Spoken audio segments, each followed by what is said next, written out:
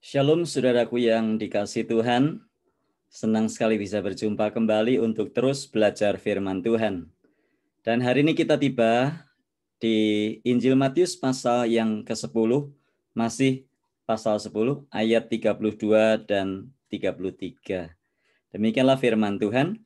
Setiap orang yang mengakui aku di depan manusia, aku juga akan mengakuinya di depan Bapa-Ku yang di sorga.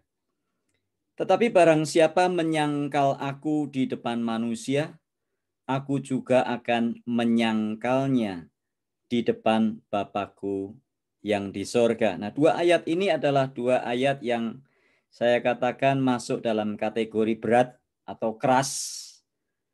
Karena kalimat ini adalah kalimat yang sangat-sangat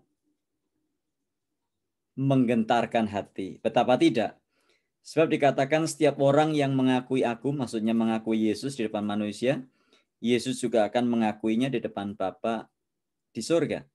Tetapi setiap orang yang menyangkal Yesus di depan manusia, Yesus juga akan menyangkalnya di depan Bapa di surga. Nah, setiap orang yang mengakui Yesus di depan manusia akan diakui oleh Yesus di depan Bapa di surga. Mengapa demikian?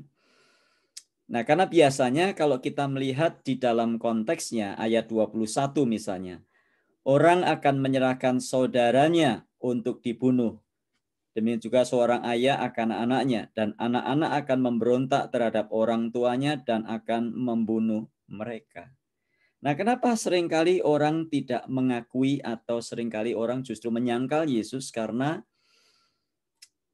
dampaknya atau akibat dari mengakui Yesus adalah bisa jadi sampai ditolak oleh keluarga. Bahkan ayat yang ke-21 berkata sampai kepada dibunuh. Bahkan bukan dibunuh orang lain, tapi dibunuh oleh saudaranya sendiri. Nah, ayat 22 juga berkata hal yang sama, dan kamu akan dibenci semua orang karena namaku, tetapi orang yang bertahan sampai pada kesudahannya akan selamat. Konsekuensinya berat mengakui Yesus itu. Dibenci semua orang. Bahkan kadang-kadang dibenci tanpa sebab. Juga ayat 28. Dan janganlah kamu takut kepada mereka yang dapat membunuh tubuh tetapi tidak berkuasa membunuh jiwa. Takutlah terutama kepada Dia yang berkuasa membinasakan baik jiwa maupun tubuh di dalam neraka. Konsekuensinya bisa sampai kepada pembunuhan. Tetapi diingatkan oleh Tuhan, jangan takut kepada mereka yang berkuasa untuk membunuh, tetapi hanya membunuh tubuh, tetapi tidak berkuasa membunuh jiwa. Nah, ayat 16, jangan pernah lupa, ini adalah kalimat kunci atau tema dari pasal 10. Lihat, aku mengutus kamu sama seperti domba ke tengah-tengah serigala. Karena itu hendaklah kamu cerdik seperti ular, tetapi tulus seperti merpati. Seperti domba ke tengah-tengah serigala. Siap dimangsa. Bukan memangsa, tetapi siap dimangsa saat itu juga. Nah, akibat kalau kita tidak berani mengakui Yesus, ya mau tidak mau, ayat 33 yang terjadi. Tetapi barang siapa menyangkal aku di depan manusia, aku juga akan menyangkalnya di depan Bapa-Ku yang di surga. Kenapa menyangkal? Ya supaya tetap eksis. Kenapa menyangkal? Ya supaya tetap hidup, bisa bertahan hidup. Tapi coba renungkan baik-baik.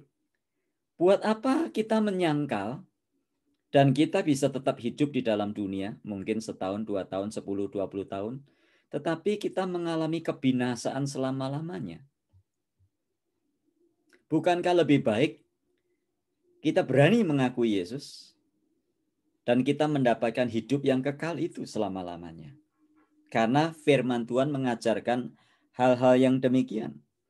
Nah, kemudian setiap kali kita membaca ayat ini, seringkali juga saya membaca ayat ini lalu orang tanya, Pak, kalau yang di sana itu bagaimana, Pak? Dia ikut Yesus tapi nggak berani ngaku loh. Ya, ini disebutnya sebagai secret followers. Nah, inilah kecenderungan kita. Kita ini kalau baca ayat selalu mengarahnya bukan kepada diri kita. kita merasa bahwa diri kita nggak mungkin menyangkal. Sehingga kita selalu mengarahkan ke orang lain. Asal ketemu ayat, dihubungkan dengan orang lain. Asal ketemu ayat, aplikasinya kepada orang lain.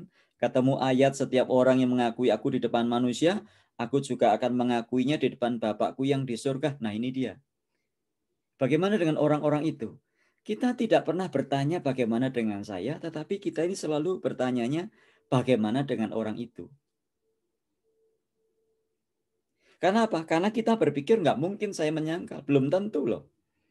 Belum tentu Anda dan saya tidak menyangkal. Mungkin secara bukan hanya perkataan saja. Menyangkal ini pun juga bisa, bahkan di dalam hidup kita sehari-hari pun kita sudah menyangkal Yesus. Hari Minggu mungkin kita bisa ke gereja, aktif pelayanan, tampil terus di podium, tampil terus di panggung. Tetapi tanpa kita sadari, kita pun juga sudah menyangka Yesus. Orang ikut Yesusnya kalau hari Minggu. Kalau hari Senin sampai hari Sabtu, hidup kita tidak ada bedanya dengan orang dunia. Bahkan kita tidak berani memiliki satu kehidupan seperti Yesus. Kehidupannya seperti orang dunia, bukankah ini juga sudah menyangkal? Tapi ini luput dari perhatian kita. Kenapa? Karena kita cenderung menerapkan ayat-ayat yang kita baca itu untuk orang lain. Coba kalau kita membaca Alkitab, coba kita terapkan untuk diri kita sendiri. Setiap kali ikut renungan, setiap kali mendapatkan YouTube ini atau setiap kali mendapatkan rumus ini, renungan murid Kristus yang disingkat rumus, kita cenderung untuk mengaplikasikan kepada orang lain. Mari kita bertobat. Coba kita renungkan. Kalau saya yang harus memilih, diperhadapkan, mengaku Yesus atau menolak Yesus, kira-kira jawaban kita apa? Atau mungkin bukan dengan perkataan, dalam perbuatan kita sehari-hari. Kita cenderung memegang ayat ini dan mengartikannya begitu sempit. Walau memang artinya memang mengakui Yesus seperti itu. Karena firman Tuhan berkata, apa yang dikatakan kepadamu, beritakanlah itu. Memang kita harus mengakui dengan verbal. Pada waktu kita ditanya, kita tidak boleh malu mengakui Yesus di depan umum. Tetapi kita sering lupa bahwa hal ini pun juga menyangkut perbuatan sehari-hari. Apakah perbuatan kita sudah mengakui Yesus di dalam setiap kehidupan kita, ataukah kita tanpa kita sadari kita sudah menyangkal Yesus melalui perbuatan kita? Orang melanggar, kita ikut melanggar. Orang tipu-tipu, kita ikut tipu-tipu. Bukankah itu pun kita sudah menyangkali kehidupan kita sebagai pengikut Kristus? Nah, memang kadang kita harus menghadapi kesulitan di dunia ini karena kita mengikut Kristus. Dan karena kita tidak mau menyangkal Dia, seringkali juga kita harus menghadapi masa-masa sulit. Tetapi ingatlah bahwa di dunia ini kita hanya sementara. Upah yang besar telah menanti bagi orang yang setia sampai pada akhirnya. Kita sudah belajar 2 hari yang lalu atau 3 hari yang lalu. Ayat yang berkata, tetapi orang yang setia sampai pada kesudahannya, dialah yang akan diselamatkan. Artinya bukan keselamatan oleh perbuatan, bukan. Tetapi kalau kita betul-betul memiliki Roh Kristus di dalam hidup kita, maka kita akan setia sampai pada akhirnya. Jadi, saudara yang dikasihi Tuhan, firman Tuhan berkata, hendaklah engkau setia sampai mati, dan aku akan mengaruniakan kepadamu mahkota kehidupan. Jadi setia sampai mati, apapun yang harus kita hadapi, apapun yang harus kita alami. Bukan hanya mengakui Yesus, bukan hanya tidak menyangkal Yesus melalui perkataan, tapi mari kita juga belajar mengakui Yesus di dalam perbuatan kita setiap hari. Mengakui Yesus di dalam postingan-postingan kita di WhatsApp, di Facebook, di Twitter, di Instagram. Kadang-kadang kita mengaku Yesus cuman kalau hari Minggu di gereja perjamuan Tuhan itu anggurnya ya, dengan hostingnya difoto, cekrek, posting di Facebook. Tetapi hari Senin sampai hari Sabtu kita marah-marah. Cuman karena dagangan kita diambil orang lain, usaha kita dibajak orang lain, kita maki-maki lewat Facebook. Artinya kita mengaku Yesus pada hari Minggu, tapi pada hari-hari biasa kita tidak mengaku Yesus. Mari mengaku Yesus. Jangan menyangka Yesus, baik melalui perkataan maupun perbuatan. Dan biarlah kita mengevaluasi diri kita sendiri. Tidak usah mengevaluasi orang lain. Evaluasi diri kita sendiri. Kira-kira kalau saya diperhadapkan pada pilihan, mana yang saya pilih? Ingat firman Tuhan. Hendaklah engkau sampai mati, dan aku akan mengaruniakan kepadamu mahkota kehidupan. Demikianlah sabda Tuhan. Tuhan mengingatkan dan menguatkan kita sekalian sepanjang hari ini. Apapun yang kita lakukan, mengakui Yesus melalui perkataan dan perbuatan. Mari berdoa. Terima kasih ya Tuhan untuk firman-Mu. Biarlah firman-Mu ini jadi kekuatan bagi kami. Hidup mengikut Yesus sebetulnya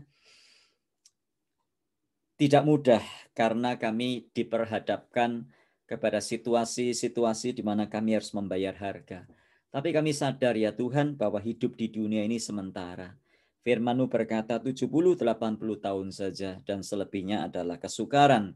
Dan Tuhan, hidup setelah kematian nanti justru lebih panjang karena itu adalah hidup selamanya, hidup kekal. Karena itu Tuhan, ajarkan kami untuk kami memilih dengan tepat, memilih dengan hikmat, memilih dengan bijaksana, bukan sekedar mengutamakan hidup di dunia ini yang karenanya kami mempertahankan begitu rupa sampai kami tidak mau mengakui Engkau, bahkan kami menyangkal Engkau. Tapi Tuhan, firman-Mu sudah mengingatkan kami supaya kami setia sampai mati, karena kepada kami telah disiapkan mahkota kehidupan. Terima kasih Tuhan. Kuatkan kami menghadapi kehidupan sepanjang hari ini. Dalam Tuhan Yesus kami berdoa. Amin.